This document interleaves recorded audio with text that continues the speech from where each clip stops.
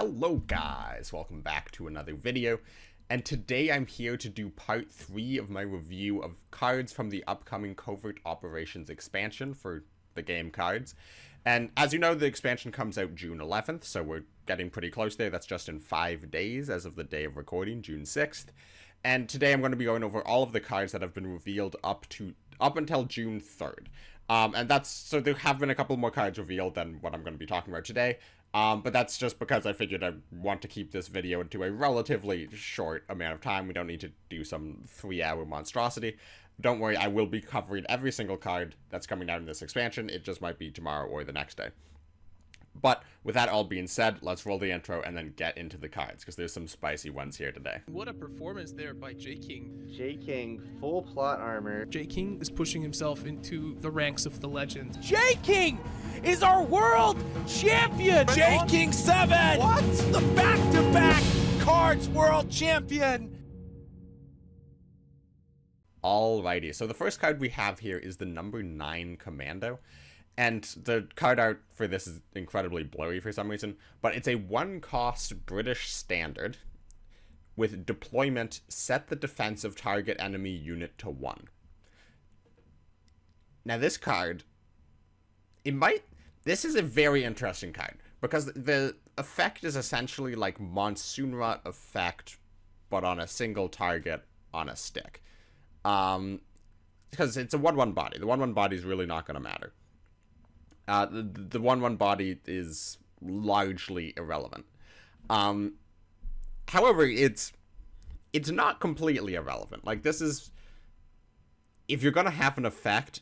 Like, if this was an order, if this was just a 1-cost order, set target units health to 1, that'd be a lot worse. The fact that this does come with a body is really, really annoying for your opponent, even if it is a 1-1. You know, like, even if they have to trade into it with a 35T to keep a cavalry alive, that's doing an effect. It's doing 1 damage. It's healing you the defense that would otherwise be going to the HQ. That is a non-significant effect. Now, the odds that this trades with whatever you set the defense to 1 is incredibly low. I suppose in a dream scenario, you could have your opponent having like a 9 health unit in the front line, and then you play number 1 commandos on it, set it to a 1 health unit, and then they trade with your 1-1. That's never going to happen. However, this is a commando, which is interesting. Now, that has a couple of effects. One, it will trigger Baker Street irregulars. If you control develop a British order, if you control a commandos, also develop a British... No, it's the other way around. But regardless, this does count as a commando for Baker Street irregulars, both for getting it off of Baker Street irregulars and by using it to trigger the double effect on Baker Street irregulars. And this effect works well in a commando deck, because if you're doing a lot of 1 damage pings with commandos, it's going to be pretty good if you can set a unit's health to 1. And it can be drawn by resourcefulness, I believe the card is, the 1k draw a commando. So this has quite a bit of synergies inside the commando deck. The question is, how many of these would you want to run? Because this is much worse than Monsoon Rot for dealing with big boards. And this is the hard removal that Britain has never really had access to. Now, obviously, they've had Monsoon Rot for a while, and that was the first hard removal they ever had access to. But, I mean, that was 6 credits on top of an additional effect. This is 1 credit. Like, this is just nuke a unit alongside any other way of dealing damage to it. So this is really, really big, not just inside a commando deck, but also just like, you know, maybe a British control deck that doesn't necessarily have the ally cards to have these huge abilities to get rid of large units, like the US bomber package, or Italy with Decimas and naval engagements and Lion for Days and etc. This gives Britain a way to offer hard removal within their main nation package, or offer it as an ally nation package to other nations. So this just seems pretty good. Like, I'm not saying that this is going to fit into these types of decks, but, like, can you imagine this in Brit ally self-damage? I mean, like, previously you'd play self-damage with Britain allied exclusively for the convoys as an alternative to the recon card draw. But, you know, if you're running number 9 commandos, maybe you could throw a couple of these in, and in the self-damage package, this is just destroy an enemy unit, because, you know, you're going to have 4 sickles, 3 winter warfares. That's just going to exist. So this is an incredibly powerful card. The one issue with it is it can often just fill up your hand, I would imagine, and just your deck. Like, on its... You need a win condition if you're running this card, because this card on its own does not do a lot, and you can't just throw 4 of these into every single British deck, because unlike a card like Bloody Sickle, this doesn't draw a card. So this will cost a card in your hand and a card in your deck, and then you will have to play card draw in the form of other cards to make up for the fact that you have played this. So, yeah, it's a very interesting card. It's a very powerful card. It's going to see some play. However, I can't really say exactly what decks it will see play in, and how many copies it will see play, and if it will see continued play after people have had an opportunity to test around with it. Because, again, incredibly powerful effect, but just how good is it? And it will, to some extent, depend on the meta, because obviously if everyone's playing Jagro, where the highest health unit is Sheedan, at 4, this probably is not the greatest card. And also, with supply shortage being removed, Britain doesn't really have the ability to deal 1 damage on demand inside the package of cards they normally run in British decks. So, you know, will you run this with a Soviet ally package for cards like Sickle, or, you know, Winter Warfare, Supply Priorities, whatever it is? Or will you turn to cards like Desert Rats and maybe run it with Crusaders? We will have to see. But yeah, very, very interesting card. But let's move on to the next one. We have Lure. And Lure is a 2-cost standard British countermeasure that I absolutely hate. It is when the enemy gives the second order this turn, counter it. So, this will trigger exclusively the second order. It doesn't matter if they play 3 orders, 4 orders, 5 orders. This will exclusively counter the second order they play this turn. And if they don't play 2 orders that turn, it doesn't trigger. So essentially this is similar to Dowden's system, which is a card that's been rotated for a while now, or at the very least didn't see a lot of play before it was rotated. But it was very popular on release, because on release, Dowden's system was a 2-cost British standard countermeasure that was counter a order that costs 4 or more, or 3 or more. I forgot the exact rate. I think it might have been 3 or more. For 2 credits. And at first people were like, well, this just kind of seems like an Ultra without the card draw. Why would I want to run this? But it turns out you just run this alongside Ultra, and then it's really annoying because, you know, when you think they might have Ultra up, you play a 1-cost order. And if Ultra doesn't trigger, you think they don't have Ultra, I'm going to play my huge order. And then it would get countered by Dowden's system, because Dowden's system wouldn't trigger off the 1-cost order. And Lure is in a very similar spot, because if your opponent floats 3 credits, you're going to think, oh, they have Ultra. I'm going to play a 1-cost order. Nothing happens. It's not Ultra. I'm going to play my huge cost order. And then it gets countered by Lure. And that's just really, really annoying. I dislike situations where it could be one of 2 things, and you can't effectively play around either of them, because it's kind of ridiculous to play like 2 1-cost orders to trigger Ultra and Lure. And then you huge cost order, like, you don't have the cards to do that. You don't have the credits to do that. That's not something you can like reasonably play around. Now the question is, how good is this card? Because I think this card is worse than Dowden's system. Dowden's system was absolutely insane and needed to be nerfed. And was nerfed. Lure is not that, because there's a lot of decks that will never play 2 orders on the same turn, ever. So, for example, Frontline runs, like, maybe 6 orders in the deck. They're probably not playing 2 of them on the same turn very often. And if you're playing Britain and Lure is popular, they're definitely not playing 2 on the same turn. There's decks like Jagro, which could play 2 orders on the same turn, but also could reasonably play around that. Like, I feel like just most decks can reasonably play around this card, but there's certain decks that absolutely cannot. Like, this just savages any OTK deck. because you need to commit 2 cards to testing for this prior to the turn that you go off with your combo, because most combos will require multiple orders in the same turn. And what's great about lore is, so for example, your opponent's playing push OTK, they might test for ultra or have triggered ultra earlier in the game or whatever it is, and they think you have nothing, and then the turn they go for the push combo, they'll do Red Dawn, it hits, second Red Dawn gets countered by lure, you can no longer kill them with the push combo, but you've now lost 2 Red Dawns, and are probably not going to be able to push them ever again. So this just absolutely demolishes order-based combos. And at 2 cost, like, if this was 3 cost, I don't think it would see play outside of people just running this either as an alternative to Ultra if they don't own Ultra, or alongside Ultra just to catch a few people off guard. But at 2 cost, that is a very competitive costing. You could very easily throw in one of these into your deck quite reasonably. Like, this very likely will see some competitive play, if not immediately, then at some point, just because it's a very powerful effect. I can also imagine this being very good against a deck like Credit Denial, like Self-Credit Denial, because as we've seen, One Roof is going to be sort of their pop-off. They're going to deny their credits, and then they're going to play One Roof to regain a ton of credits and win the game off of that.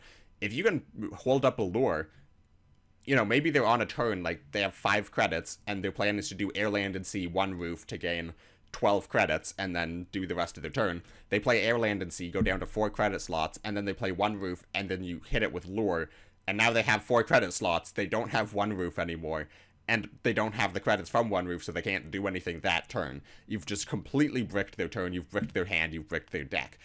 Lure in the right place can just immediately win you the game, and that is an effect that works against enough decks that people are going to play this in. How popular it's going to be, I don't know, but I think this card is going to be very, very annoying. I'm going to lose many a ladder game to this card where I can't reasonably play around it. And it's going to frustrate me. You will probably also lose some ladder games to this card because you can't reasonably play around it. This card, I understand why they printed this card, because there's a lot of annoying decks that this card is really good against.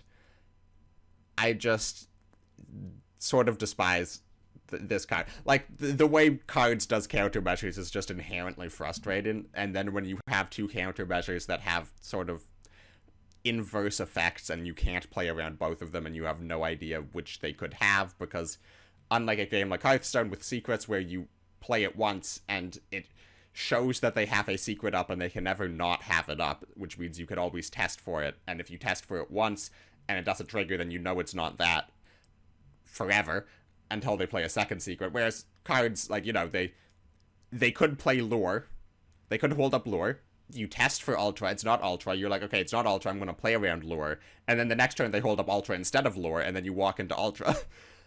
Like, you know, the mind games with this is very, very high. I think this might lead to some very fun situations in tournament games. That's definitely happened with Doubting System, but it's going to be a funny card, but oh my goodness, am I not ready to have fun with this card.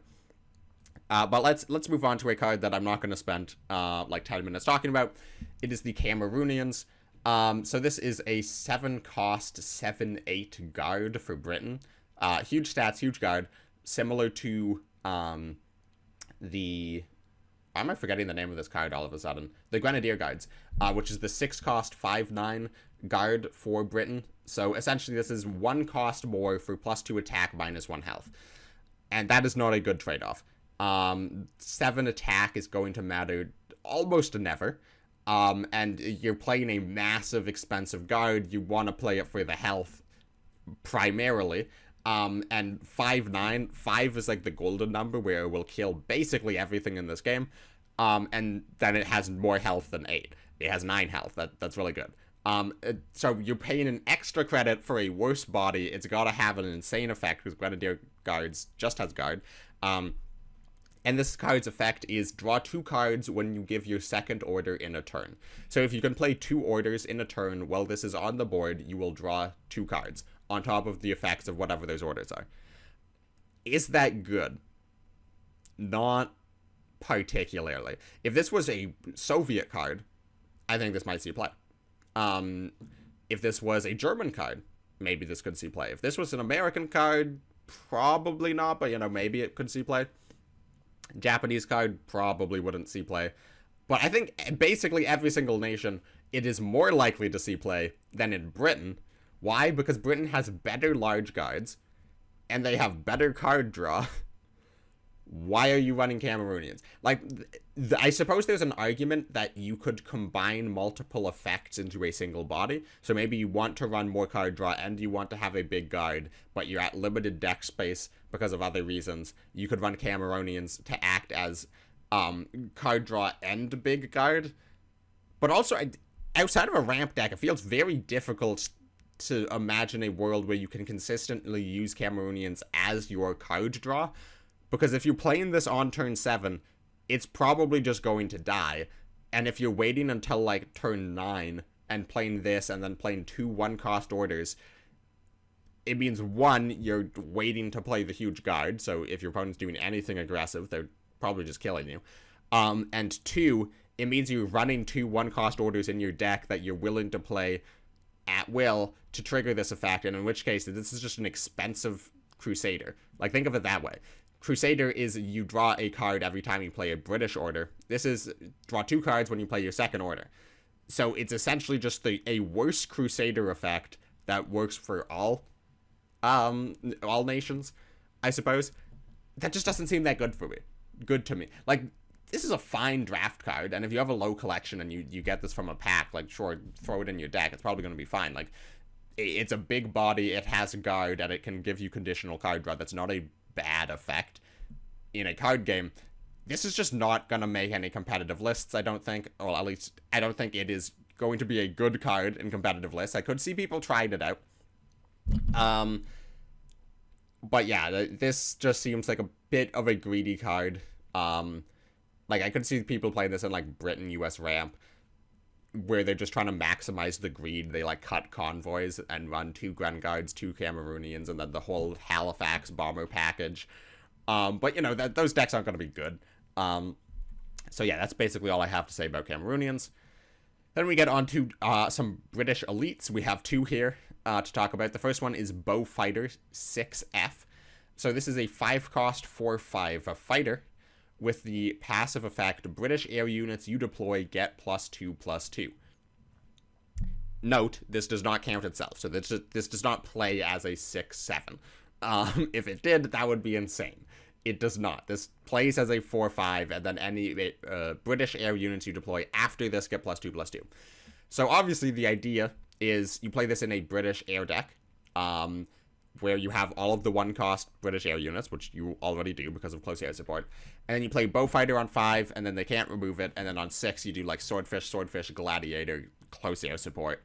And you have a board of 4/5s. And that's pretty good. And that reasonably could happen. The hard part is it means you're saving your 1-cost planes in hand, and then you're hoping your opponent can't remove a 4/5 fighter from board following the turns of you not playing your 1-cost air units. And I suppose you could have, like, all of your 1-cost air units, so you have the units to play on turn 1, 2, 3, and then you have the air superiorities, and the close air supports on your initial board to deal with your opponent's stuff, and then you play Bowfighter on 5, and then you play all your 1-drops, but that seems incredibly unlikely, and it seems like you would win that game without the Bowfighter. So I'm unsure if you would even play this card in Britain Air, just because it doesn't have an immediate effect, and Britain Air does not have room for a lot of expensive cards, and if you're going to be running an expensive card, you're going to want it to have an immediate effect. And there's a lot of candidates up there for better options. So you have the Mosquito, deal 3 damage when you play it. You have the Wrath Lightning, retreat a unit when you play it. If you're doing Japan Ally, you have the Zero, which deal 1 damage when you play it, but it has Ambush. You have the Heian, which is just Blitz. Like, there's the Goshiken, which obviously doesn't have an immediate effect, but if it sticks on the board, you're just going to win the game. There's a lot of really, really powerful options for this expensive fighter slot in Brit Air, and this has the most clear synergy with Brit Air, but synergy does not always mean power. Like, it's not always better than just raw power level. And this doesn't seem that good. The other thing I want to say about this card is I'm kind of annoyed that this is deploy and not add. So cards like the HMS Hermes or HMS Illustrious, where you are adding British air units to your support line, will not get the +2/+2. This is exclusively if you deploy it from hand, which is kind of annoying. And yeah, I mean, that's really all I have else to say about this card. And like, I think this card is well balanced. Like, if they made this card a 4/6, I could see this being really, really strong. If they made this card 4 cost, that's kind of insane. Like, I think a 5 cost 4/5 is the correct stats and cost for this card and for this effect. I just don't think that that is going to make it into a deck, unfortunately. Or maybe not unfortunately. Like, Britain Air has had no shortages of insane elites. Like, remember Spitfire on release when your opponent was getting a 5/6 Fury every time? Or Wellington? I mean, Wellington hasn't been changed, but just remember when they made Wellington a Brit Air card? That was fun.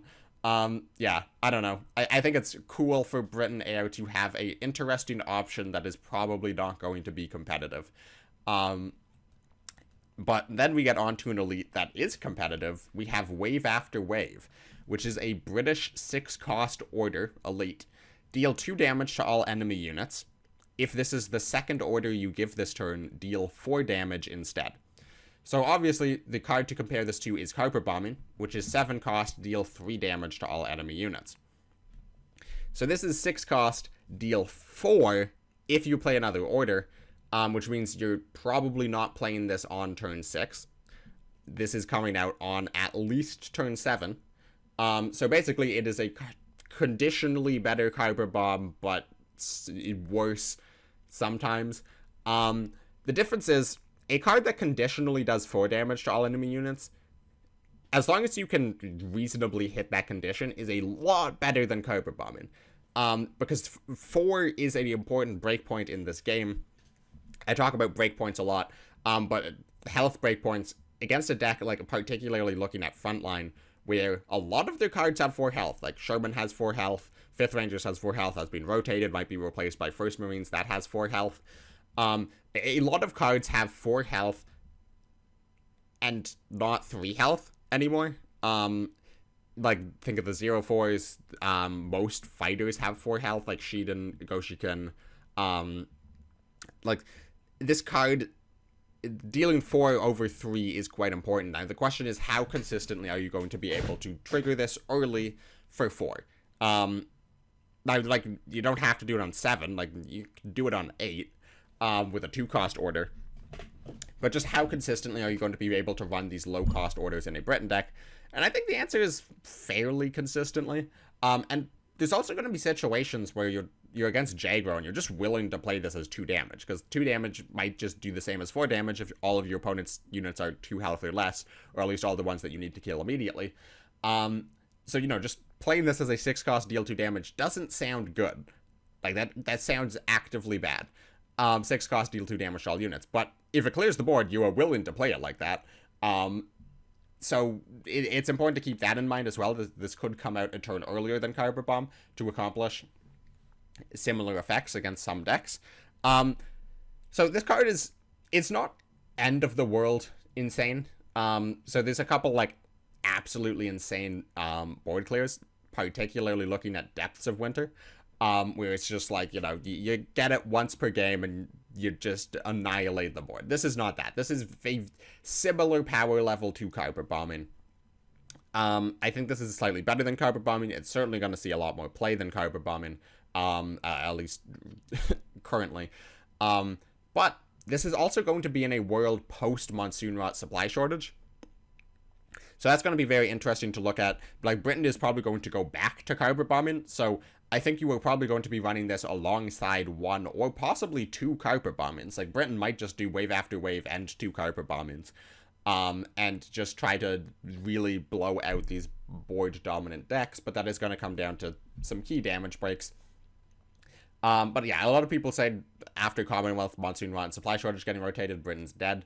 I don't think Britain's dead. I think Wave After Wave is a really good card. I think that's going to pull people to play in Britain control in some variety, whether that's US ally, whether that's German, like a discard package, whatever it is. I think people are going to come back to Britain. And wave after wave is going to be in those decks. And the other thing to note is this is not... It specifies second order this turn. If it's the third order you play this turn, it will deal 2 damage. That is something important to keep in mind, and I know everybody is probably going to make that mistake at least once when this card comes out, where you're going to have a turn where you're like, I need to find wave after wave to clear the board, and you play Convoy, and you don't find wave after wave.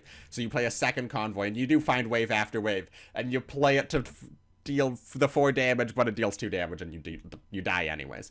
Like, that's gonna happen. It has to be the second. Which also kind of makes this hilarious with lure. If you try to play wave after wave against a Britain deck, you literally can't do it for 4 into lure. Lure just prevents this 4 damage, which is kind of funny. I mean, I think the second order you give this turn is an interesting effect. We've seen it on lure, we've seen it on Cameroonians, we're not seeing it on wave after wave. It's an interesting idea, an interesting effect, and this is going to be a pretty good card. So then we get on to the German cards, and we have the 15th Aufklärung, I'm sure I pronounced that correctly, which is a 2-cost 3/2 German infantry standard, and when you play it, you develop a German countermeasure. So you are given 3 random German countermeasures to pick between, and you pick one of them, and you add it to your hand. And your opponent doesn't know what it is. So the power of this card is 1, you are generating a card, and 2, you are generating a secret card your opponent does not know. And you can pick it based on the situation, so your opponent will then have to reasonably play around basically every single countermeasure. Not actually every single countermeasure, but almost every single countermeasure in the game. Obviously some you're just not going to pick because it's bad. But it's going to be an interesting situation if your opponent plays this card against you, because you might think, well, nobody plays Missing, so I don't reasonably have to play around Missing. But my opponent just played Aufklärung, and I'm playing a frontline deck, so maybe they picked Missing, because Missing would not be a bad choice. So this is a very interesting card, because the issue with German countermeasures is not all... Some of them are just bad into some decks, so you don't want to put it into your deck to take up a card slot, to play a card that's going to be bad into some decks. Now, if you play an Aufklärung, you can pick a card based on the situation that's going to be really good. And I know there's a lot of people who think this card is absolutely insane. I don't think this card is going to be that good. Like, it's a powerful effect, and I could see, like, certain German decks, like certain German slower mid-range to control decks, just, like, throwing in a couple of these to finish up a deck. Like, if they're struggling to hit 40 cards. I could see just throwing a couple of these in because it's not terrible. But I don't think this is like some game-breaking card that's going to be in every single German deck until the end of time. Because I just don't think the effect is that good. There's a lot of really bad German countermeasures. There's a lot of really expensive German countermeasures. You'll probably never have the time to hold up. And if you do, it's going to be very, very telegraphed that that is what you are doing. And I think once people have time to play around with this card, they will realize that maybe the pool of German countermeasures is not as good as they thought it was. You're not playing this and getting From the Deep or Missing or Envelop or Careless Talk 100% of the time. You're very often going to be forced to take like a like one of the 0-cost ones, or take a Night Hunters and hope you'll have the time to trigger it at some point in the game. Like, there's just a lot of mid-German countermeasures that are going to clog up this develop pool. And also just a 3/2 body, it's not good. Like, if you're Germany on 2, you would much rather be playing a Sudden Strike, or the 2/3 Volksgrenadier that can become the 2/5 Guard, or just any number of ally nation options. You don't really want to be playing this on turn 2. It's fine if you do, but like, you're probably just going to get rolled over by Jagro. And just later in the game, it's like, is this better in your deck than just like an additional tactical strike or something? A card that you are certain is going to have an immediate effect when you draw it. Yeah, I don't know. I'm not convinced on this card. Again, I could see it seeing some play, just as a way to round out a deck, but I'm not convinced by this card particularly. Then we have a 3-cost 3/4 German infantry, the standard rarity.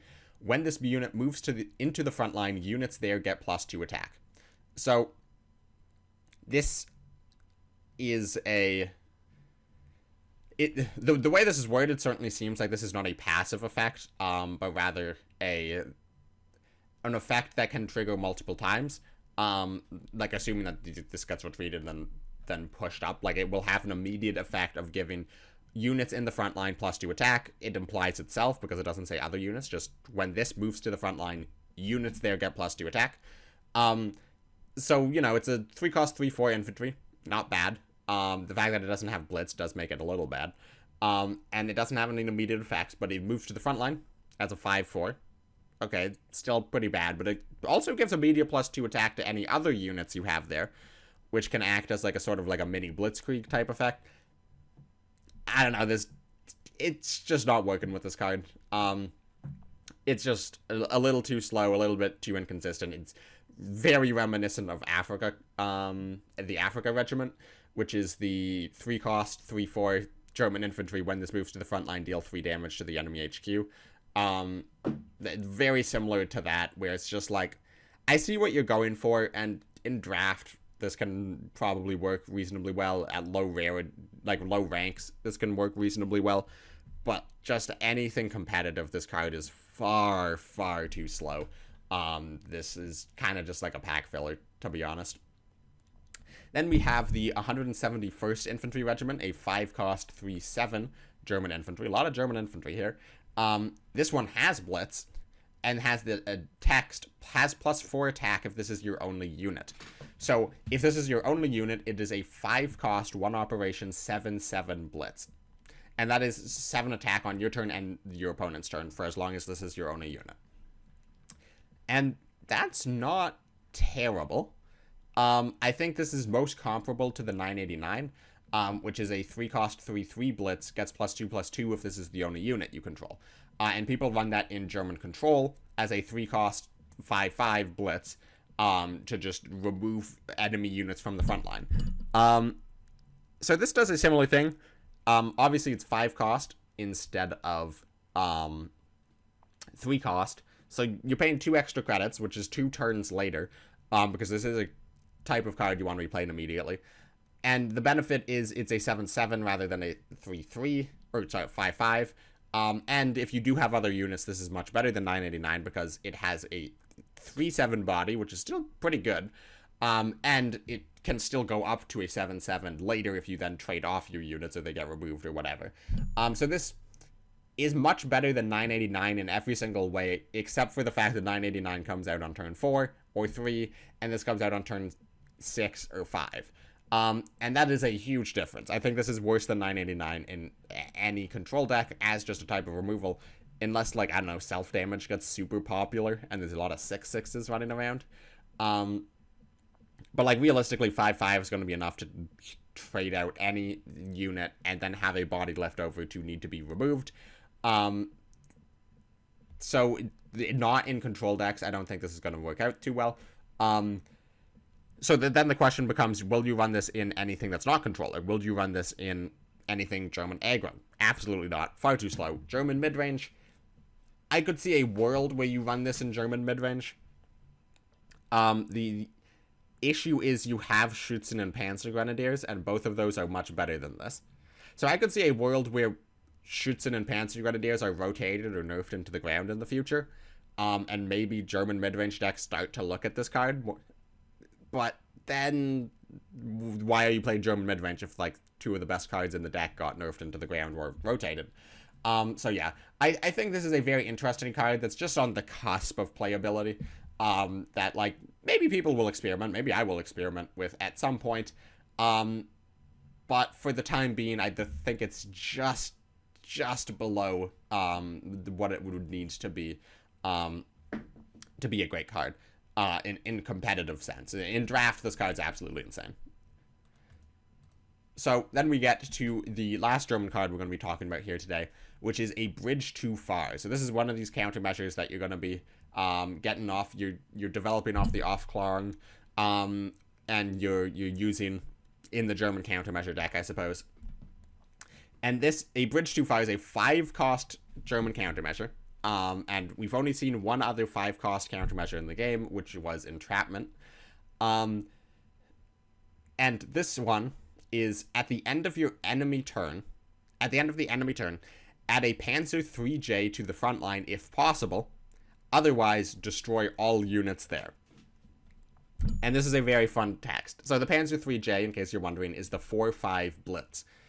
And it has Blitz. Like, it's been added at the end of the enemy turn, so it would be able to attack anyways, but it has Blitz, so it can attack. And what I like about this is it's a guaranteed to trigger. Now, you don't know what it's going to do exactly.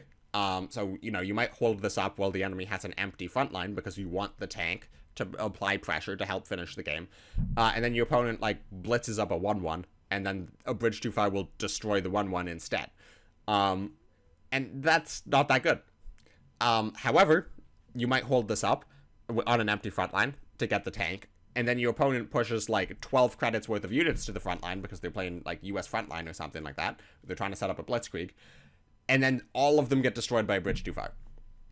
So it's a very high potential power level card. You could also hold this up, well, you know, the opponent has cards in the front line to destroy them, and then the opponent trades out all of their units into your units, and then you get the Panzer 3J and you're able to go phase. So the potential of this card, very high. The issue, and this is the issue with Entrapment as well, and the issue with Night Hunters, is it's really, really, really obvious when you hold up this card, because nobody is passing on 5 credits unless they're about to lose the game, or they have a 5-cost countermeasure. Now, the difference between this and Entrapment is this card is always going to trigger, whereas Entrapment, you could play around it. However, it's going to be relatively easy for your opponent to have this trigger in a way that is not particularly good for you. So it's a difficult card to use. The fact that it exists in the game is going to have a pretty big impact, because you're going to see German decks floating 5 credits, and then suddenly you have to think, like, am I not taking the front line? Or am I taking the front line with just 1 unit to try to trigger this? Like, do I play around this card? And if you play around this card and they don't have it, then you just essentially wasted an entire turn. It's sort of similar in Envelop in that sense, where Envelop doesn't see particularly much play on ladder, but it sees enough play that you have to play around it all the time or risk losing the games. And I think a bridge too far is in a similar situation where I can't imagine that this is going to be particularly good. I don't think this is going to see play. Like, outside of, I don't know, maybe you pick this off of Afklorung. The one other thing I want to say about this card, which is funny, is if you have, the way it's worded, add a Panzer 3J to the front line if possible, otherwise destroy all units there. If you have 5 units in the front line and you hold up a bridge too far, you will destroy all 5 of your own units because you can't add the Panzer 3J. There's not enough room. So, you know, maybe there's some niche situation where you hold up a bridge too far to try to get a Panzer 3J, and then your opponent plays, like, chasing shadows to pull a unit from your support line into the front line to put 5 units there, and then a bridge too far blows you up. But yeah, this card, outside of the funny meme situations, it's not going to be too impactful, but, you know, you're going to get blown out by this card, like, once a month on ladder. Then we get on to the Japan cards. So the first up, we have the 51st Recon, a 2-cost, 2/2 Blitz, 0 operation. When the enemy HQ gains defense, this unit gets equal attack. It kind of annoys me that it says gets equal attack instead of gains equal attack. I'm certain that it means gains equal attack. But gets equal attack kind of sounds like the attack is set to the amount of defense their HQ gained, which kind of sounds like, you know, if you have a honey on board and you draw 1 to heal, that this would have its attack set to 1 rather than get +1. But, you know, that's just a syntax issue with the card. On its own, this card's pretty good. Like, is it good enough to see play in current Jagro? Maybe as, like, a 1 of or a 2 of. The current Jago, there's a lot of competitive slots, but, you know, 0 operation is very good, 2/2 very good, Japan has always kind of had this issue with Japanese 2-drops where there's not great options. For a long time, you just ran Akita, which is the 2-1 blitz with 1 operation cost, but destruction, deal 2 damage to a random enemy. And you just ran that because there was literally no other options. Like, obviously, you're running 35T, but what do you run on top of 35T? And then lately, people have been trying out with the Nate, the 2-1 operation cost fighter that gives you a random Japanese 1-drop. This might be the best of all of those cards. Like, it has 0 op and blitz, and that's kind of what you want. You can just play this on turn 2. It's like a mini 35T. It doesn't reach the HQ immediately, but, you know, it is to Type 94 what, like, this to 35T is what Type, Yokosuka is to Type 94, or Cavalry is to Type 94. Now, the big issue is that it costs 2. Like, are you going to be running this? Are you going to find space for this in a Jaguar deck? Like, if Jaguar had required a 60-card deck, absolutely you're running 4 of these. But it's a 40-card deck, and you currently have 40 cards that you are willing to run in Jaguar. Does this replace anything? And I think the answer is probably not, or if it does, it's just like a one-of, like it's like the 40th card in a deck. However, you know, like if Feigned Retreat ever comes back, maybe you just run this as like a, you know, a blitz card that you can dump out of your hand. And the anti-healing effect is not as limited as cards like Chiro or Kagoshima, where they just sort of stop healing, or in Chiro's case, it does damage if they try to heal. So functionally, they both stop healing. Except as a result of the better anti-healing effect, the bodies are kind of bad. Like, Kagashima's a pretty good body. Chiro's body is trash. This, though, is probably the most competitive of all of the bodies. Just 2-2-0 up blitz. Really good. Now, obviously, it has the weakest effect of those 3 in terms of being anti-healing, but the fact that most decks don't run healing, you'd rather have the more competitive body with the less impactful anti-healing effect. And, you know, its effect is not insignificant. Like, you play this, and your opponent doesn't kill it, because they're just doing random, like, Britain control stuff. It means you can't, like, you drop a naval power, this is a 5-2. You know, you drop a fortification to just try to gain some preemptive health early in the game, this suddenly becomes a 9-2.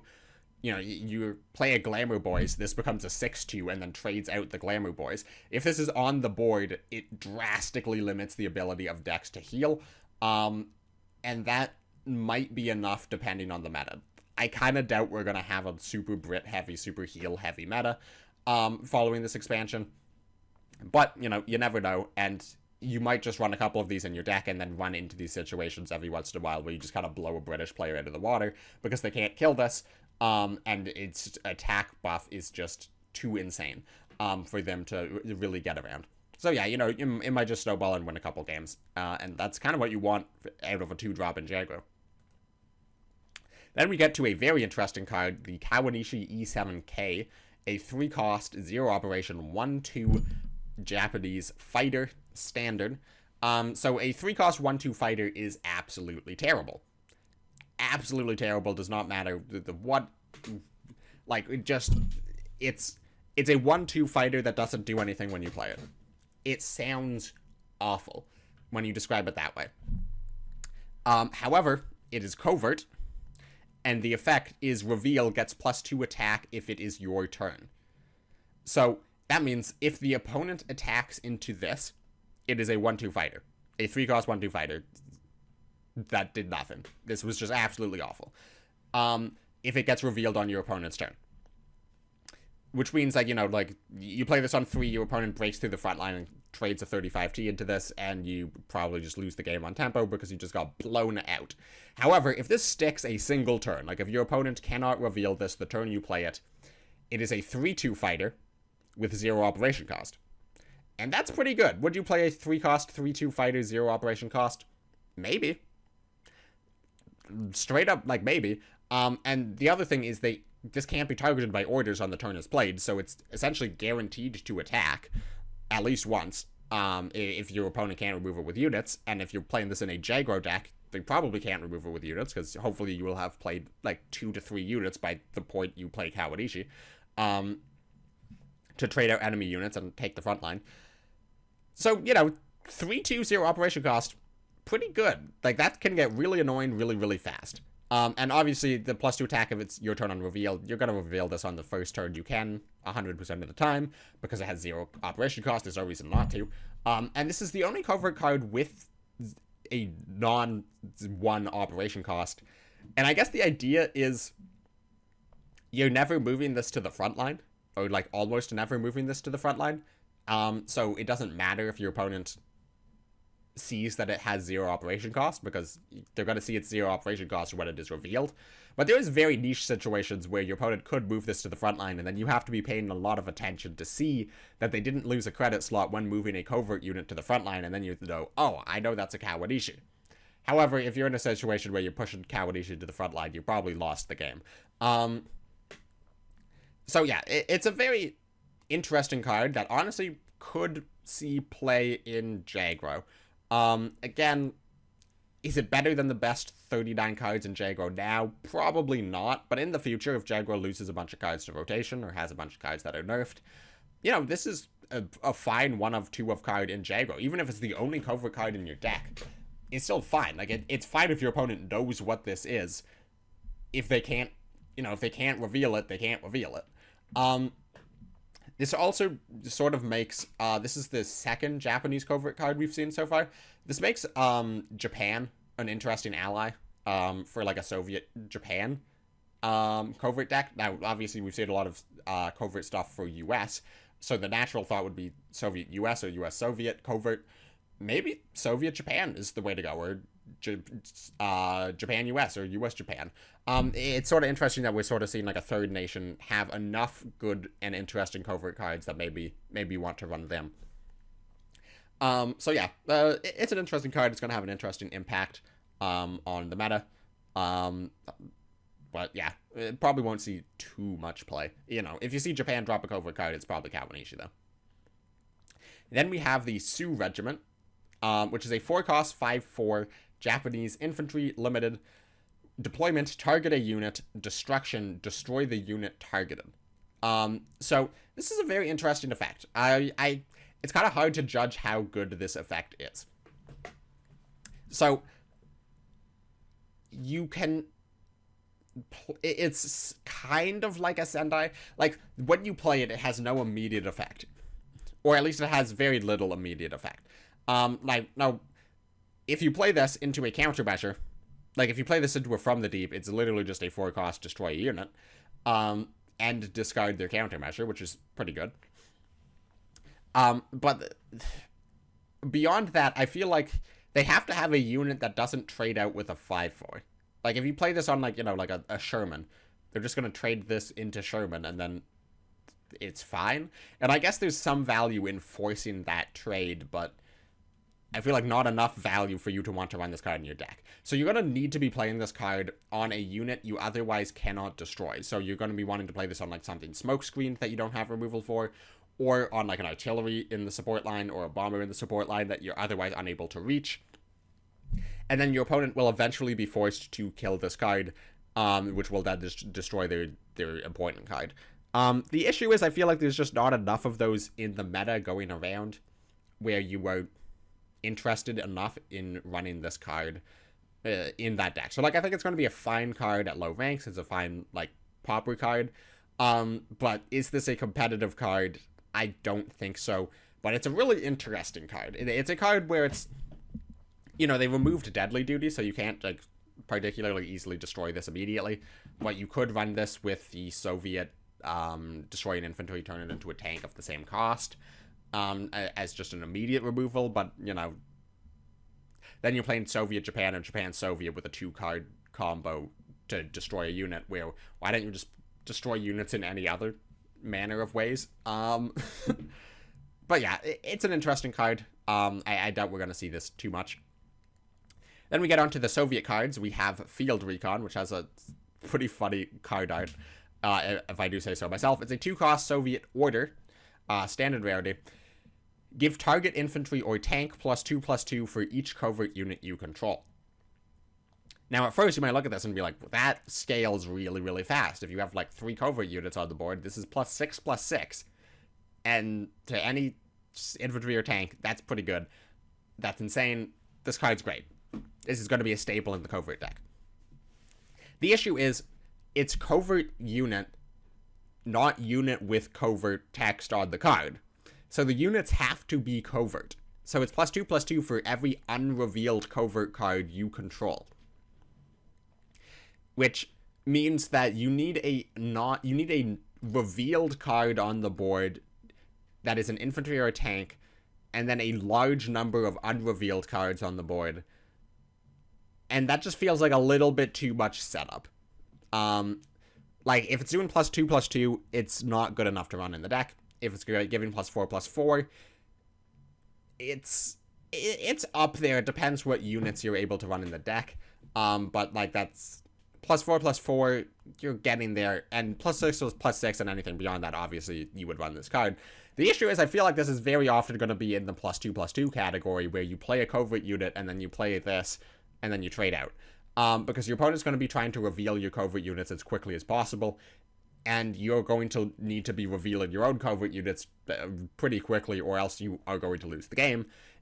Unless you're playing against, like, a deck like Unitless, where they're unable to reveal your Covert units, and you're under no pressure from their units to reveal your own Covert units, in which case you're going to win the game with or without Field Recon, because you're playing Covert into a Unitless list.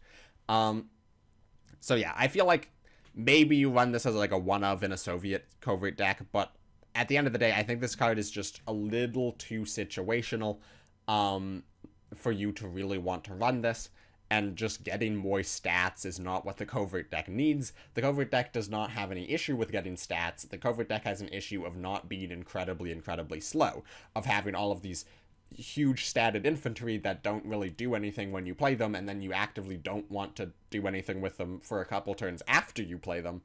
Yeah, the Field Recon is just not what the Covert deck needs, so it's probably not going to see very much play. Then we have Strategic Focus, which I am unhappy about. And you might say, you might be wondering why I'm unhappy about this, because I love Soviets. Why I'm unhappy about this is we are once again going back to just giving Soviets ludicrously broken elites in favor of giving them, like, functional archetypes.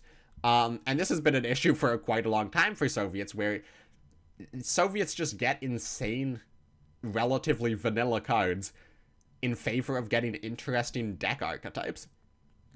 Like, this goes back to First Rifles, when First Rifles was changed from an interesting deck archetype card, like a card that was interesting and made its own deck archetype, and it got changed into just the best statted unit in the game. And that was it. You just threw it into every single Soviet deck, and because it was just a really good statted unit. And then they got, like, the 39th Rifles, which is, like, another, probably the only Soviet 100% staple right now, where it's just an incredibly well-statted unit with a powerful effect that doesn't care what deck you're playing. You just play it because it's a really good statted, powerful effect. And then we had Khoisan, which is quite similar, where it's just a good statted unit that is sometimes unreasonably cheap for its stats. So Soviets just have this long history of insanely well-statted units, and it has in the past largely been up to units, but, you know, there's a couple of insane orders they've been getting lately. Looking at Depth of Winter, where it's just a ludicrously powerful card that you're probably going to put into any Soviet deck ever until it gets nerfed or rotated. And Strategic Focus just sort of falls straight into that category. So it's a 7-cost elite order. Choose one, deal deal 5 damage to all ground units or all air units. So it's basically just like Winter Offensive, but better 90% of the time. So some key caveats about this card. One, it does not damage HQ. So it doesn't damage the opponent's HQ, so you can't reach with it. But it also doesn't damage your own HQ, so you don't die when you play it, like Winter Offensive. The other thing about this card is it will damage your own units. So, you know, if you have a ton of ground units on the board and then you play Strategic Focus and pick ground units, you will deal 5 damage to all of your own ground units, or vice versa with air units. And yeah, those are basically the only 2 caveats. This is just an insane card. So, Carpet Bombing is a 7-cost, deal 3 damage to everything, and that's a pretty good card. Wave After Wave, 6-cost, deal 2, sometimes deal 4. Conditional, deal 4. And like I said, 4 is much better than 3, But you know what's the best is 5. 5 is kill 90% of units in the game. Like, probably like 95% of units that see competitive play will die to a 5 damage AoE. Air unit or ground unit. So the difference between 4 and 5 is huge. The difference between 4 and 5 is, like, basically the difference between killing most of their units, but leaving the most powerful, and killing all of their units, against any sort of mid-range deck or, certain aggressive decks. So this is basically 7 cost, destroy all ground units or all air units. And, you know, you're playing this in any deck, really. I could see this fitting into, like, even an aggro deck as just, like, a sort of a board reset that you play. And it certainly fits into the Soviet air deck. But, like, say you're just running this in classic Soviet control, where you are just spamming out guards, and then you wait until, like, your opponent needs to respond to your guards, and then when your opponent responds to your guards on turn 7, instead of playing more guards, you play Strategic Focus and completely obliterate their board. You don't have units on board, so it doesn't really matter. Or, you know, maybe you have, like, a 2-health Bryansk. Doesn't really matter. You are willing to sacrifice the Bryansk for a turn 7 to the last man. And then you can continue on spamming out units on the following turn. It's just a really good card. Now, there's some niche situations. Well, maybe not too niche, but there's situations where your opponent has ground units and air units, and you're only able to destroy some of them. And in that situation, the card is not a 7 cost to the last man. The card is worse than that. However, a 7 cost to the last man is a ludicrously powerful card, so, you know, sometimes this card is fair, is how you look at that. Not like sometimes this card is bad. It's not bad to be able to destroy all of certain types of units from your opponent's board, but not all of them. That is still an incredible card. But, you know, like, maybe you're against German mid-range and they have a Panzer Grenadiers and the buffed 35T and a FW on board. And Strategic Focus will only destroy the ground units or the air units. However, in that situation, you know, you can spam out guards, and then you use Strategic Focus to deal damage to air units and only destroy the FW. Or, you know, 2 FWs or whatever they have on board. The other thing about this card is Soviets have always been held back by any air deck, because Soviets have notoriously terrible ways of dealing with air units. Now that they have Strategic Focus and Depths of Winter, because, you know, you're playing both of these in almost every single Soviet deck ever, it means you have 2 essentially free board wipes, on top of, you know, the old school Soviet board wipes of ISU and the Winter Offensive. You can still run those on top of Strategic Focus and Depths of Winter. Soviets suddenly has more board clears and better board clears than Britain or Japan. Like, how did we reach this situation where Soviets have the best board clears in the game? Looking back, like, 3 years ago, that would have been the most insane statement ever. But yeah, I mean, that's just the reality. And if your opponent is playing, like, a Brit air deck or a Soviet air deck, Strategic Focus just destroys all of their air units, and you get to keep all of your ground units on the board. It's insane, because Soviets basically run almost no air units. So, you know, if you're against an air deck, this is just 7 cost, destroy all of their units. So it's even better than a 7 cost to the last man.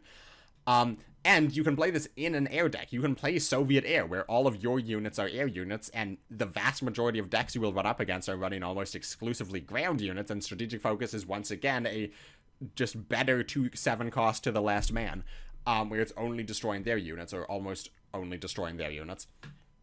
Strategic Focus is just an insane card. And to be clear, this is worse than Depths of Winter. I'm not saying this is a broken card. Like, I'm not saying this is, like, the best card in the game. It's just an incredibly powerful card that is going to be seen in almost every Soviet deck. Still worse than Depths of Winter, but incredibly powerful card. And that's just, like, what is Soviet's archetype this expansion? It's Covert.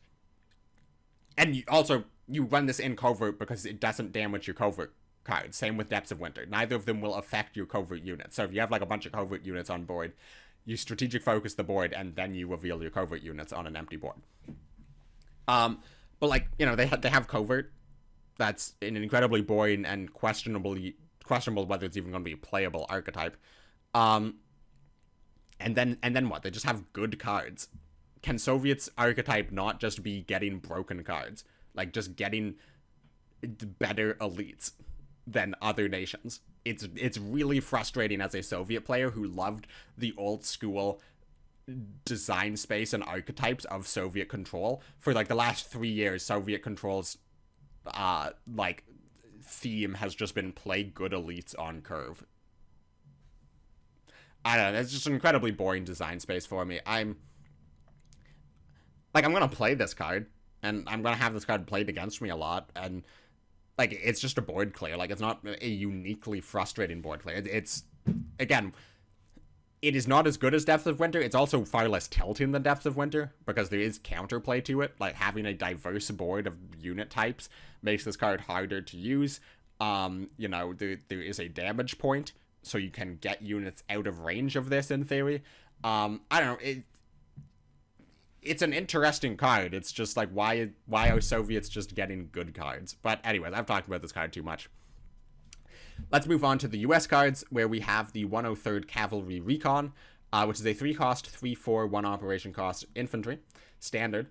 And this is a covert. So this is a US covert, and when it is revealed, regardless of who reveals it, but when it is revealed, your units get +1/+1 if this unit has covert for 2 or more turns.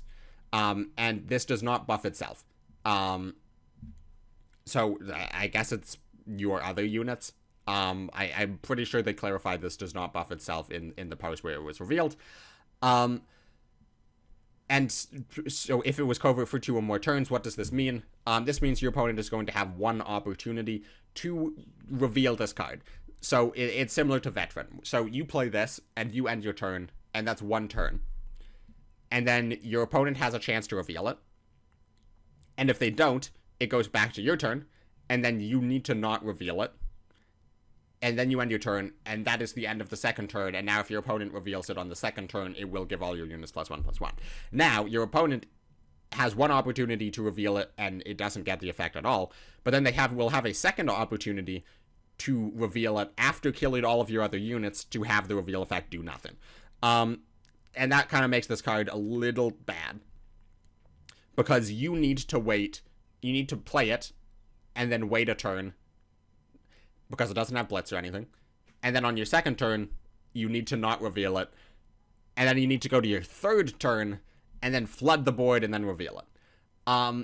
The issue is, on the second turn, you can't reveal it, but if you have the front line, you will need to push it up to the front line so that you will have an opportunity to reveal it on the following turn, because you can't just reveal it at will. You need to attack something to reveal it. So if you have control of the front line and it's in your support line, you have to push it up, which means your opponent will then get another opportunity to reveal it because it's now in the front line and vulnerable to being revealed if you are able to clear out the other units as well. So it just seems like a very difficult card to use. Like, the effect is pretty good. It just seems incredibly difficult to use, just like in a frontline deck. Like, to just throw this into a regular frontline deck. In a covert deck, like in a US Soviet covert deck where you're just like spamming out like 20 plus covert units, like as in you have like 20 plus covert units in the deck, and you're spamming them out as quickly as possible, and you have like a wide variety of them, this card could probably be fine, because, you know, if you push like 3 covert units up to the front line at once, they have no idea what they are. But again, this kind of has to then be the last one revealed, because it will not give the +1/+1 to coverted units. So yeah, it just seems really difficult to use in any deck. I think people are going to try it out. It's an interesting card. I'm sure you're going to see this every once in a while because it's a standard. But I don't think it's going to be that impactful on the competitive scene. Then we get to a different US covert card, which I think will see competitive play. It is the 133rd Iron Man, 3-cost, 4/4 covert infantry. And this has the reveal effect, deal 3 damage to the enemy HQ for each turn spent in the front line. So if you push it up to the front line and end your turn, and then your opponent reveals it, it will deal 3 damage to the enemy HQ. So it's basically just like better Africa Corps.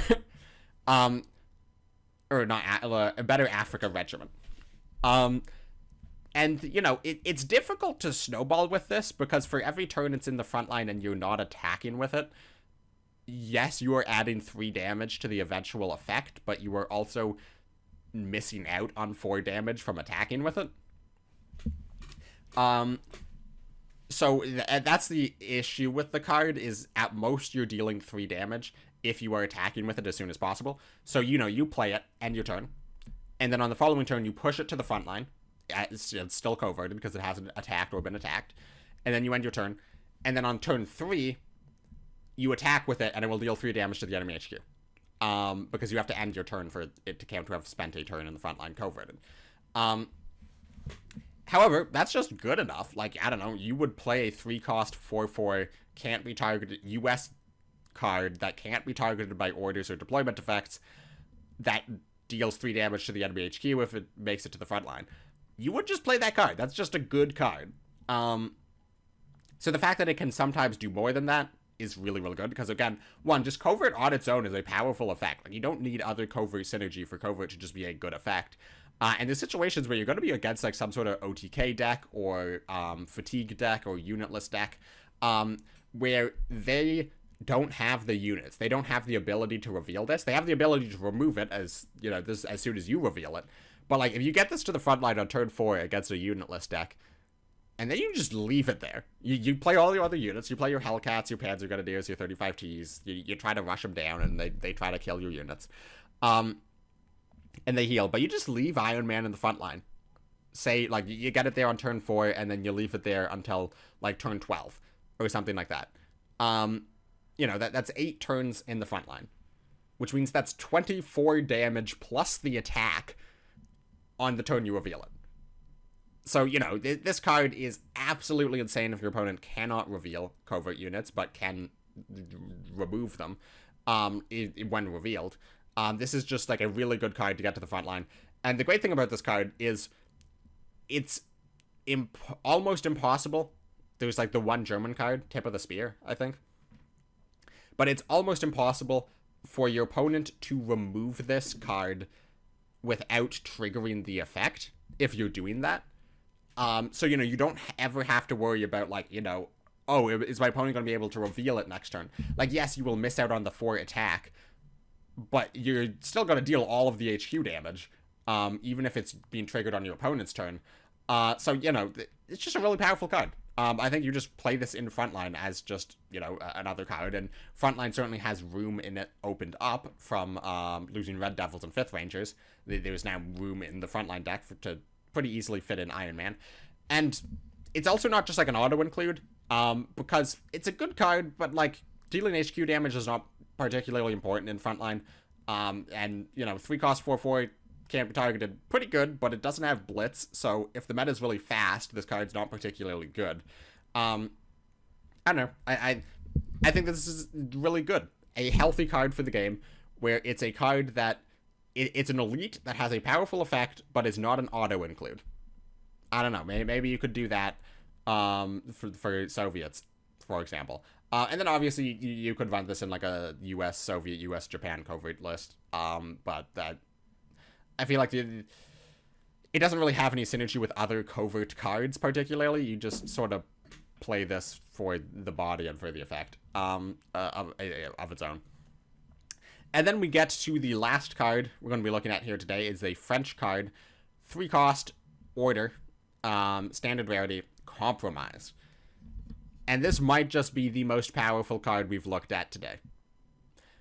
Now, it's not going to see the most play of every card we've looked at today. There's some staple elites, wave after wave, strategic focus. They're very powerful cards. But compromise is an absolutely insane effect. So the effect is choose one, draw a card and gain 3 HQ defense, or do this twice for both players. So 3 credits, gain +3 HQ defense, draw a card. That's just slightly worse radar alert, whatever the first option of British research is.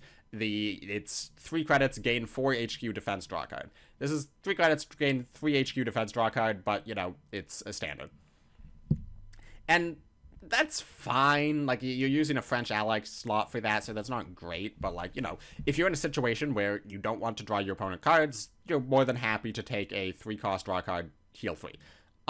It's just a good effect. However, you also have the ability to do 3-cost convoy, heal 6, And, you know, this is a Sincerely Yours. It is literally just Sincerely Yours. It's Convoy and Heal 6 for 3, except you also do it for the opponent. Now, a 3-cost Sincerely Yours, but also play Sincerely Yours for your opponent, doesn't sound great. Like, it sounds fine, but it doesn't sound great. However, what if your opponent's hand is full? Well, then this is 3-cost, heal 6, heal your opponent 6, draw 2 cards, destroy 2 cards from your opponent's deck. That is a really, really powerful card. But how easy is it going to be to have your opponent's hand be full? Well, what French cards are still in rotation? Like, what cards are still in the game that have not been rotated? Well, you have Phony War, and you have Honor and Loyalty, which I have been saying is, like, an incredibly underrated card. I think they should be nerfed. And with Compromise coming out, I absolutely think it should be nerfed. Because remember my Britain-France Fatigue deck? Well, you just run 4 Compromise in that. Because I run, the Call to the Colonies, as healing. Actually, do I run Call to the Colonies in that deck? I think so. I don't even remember at this point. Yeah, no, I do run Call to the Colonies, because it is healing that can sometimes be card draw if you need it. And you don't love to play it as card draw because you're trying to win on Fatigue. Well, Compromise is healing and card draw, and it goes Fatigue equal. Even if your opponent is drawing the 2 cards and not overdrawing them, you are still happy because both players are drawing an equal number of cards, so it lets you get deeper into your deck to find the Honor and Loyalties, the Phony Wars, you know, the Glamour Boys, whatever you're doing, the board clears, the wave after waves, the Kyber bombings, now that Monsoon Rod is gone. And it's a standard rarity card. You have 4 Compromise and 4 Honor and Loyalty. That means without looking at Phony War, just completely ignoring Phony War, it means you have, what is that? 16 forced draws on the opponent in just the standard cards. 16 forced draws. Now, Honor and Loyalty is putting a card back in their deck, so it's technically only 12 forced draws in terms of getting to Fatigue. And Compromise goes equal with you, so really it's only 4 cards in terms of getting them deeper to Fatigue, but it's 16 forced draws where if they have a full hand, that is 16 cards of their deck that you are destroying. And that is really, really powerful. You can both reach Fatigue, but if you have 40 cards in your deck and they have 24 cards in their deck, you're gonna win because you just have more stuff to do. It is a ludicrously powerful card. This is going to see a ton of play in Britain, France Fatigue. This might bring back US-France Unitless. This card is just absolutely insane. This card is ludicrously powerful. And I think Britain, France, like, Mill is just going to be a staple archetype until a wave of nerfs happens. This is just incredibly powerful. So yeah, I hope you like playing against Mill, because you're probably going to be seeing a lot of it. Now, to be clear, before the doom and gloom starts of people saying dead game, Mill has lost supply shortage. Like, the Britain-France deck has lost supply shortage, so you no longer just roll over aggro decks. Like, Jaggro can just roll over Fatigue, because, you know, you can spam out guards and whatnot, but they're going to be dumping their hand as quickly as possible because you have far less board clears, and your board clears you do have are more expensive. So they're just going to be flooding the board as quickly as possible because they don't have to play around anything. And then it means your forced draws are just not going to be overdrawing them, but rather just drawing them deeper into their deck. And then they're just going to try to run you off the board. So I think Fatigue decks as a whole are only slightly more powerful than they are before this expansion comes out. However, in certain matchups, they are far more powerful. If you're playing Compromise against, like, a control deck, you are just going to shred their deck, and as long as you have the removal options for a couple of threats that they might get into their hand, you're going to be absolutely fine. Compromise is an insane card. But yeah, that is the last card that I'm going to be looking at today. So let me know what you think of the cards. I think these are some pretty spicy cards I looked at today. I think the expansion this seems like so far, I think I have to say that Covert Operations seems like the highest power level expansion Cards has ever had.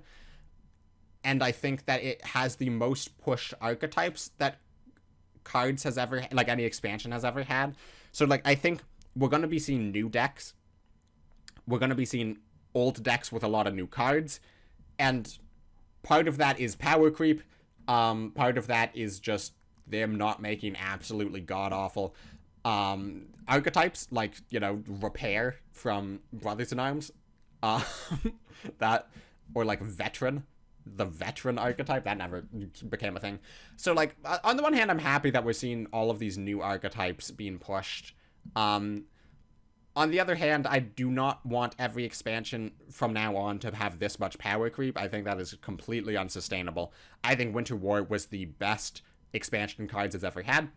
Not in terms of, like, the most fun meta or anything like that, but just in terms of, I think Winter War is the best designed expansion Cards has ever had, where it perfectly threaded the needle of good cards, good archetypes, new archetypes being pushed effectively without just power creeping everything in the game. I think Covert Operations is leaning a bit too hard into the power creeping everything in the game section. But, you know, maybe this is just what is on release, and then they nerf a whole bunch of stuff relatively early on. I mean, obviously they're going to be nerfing some stuff relatively early on. Looking at you, OneRoof. But, you know, the size and scope of that balance patch is going to change drastically based on their vision of the game moving forward and how much power creep they want their expansions to have.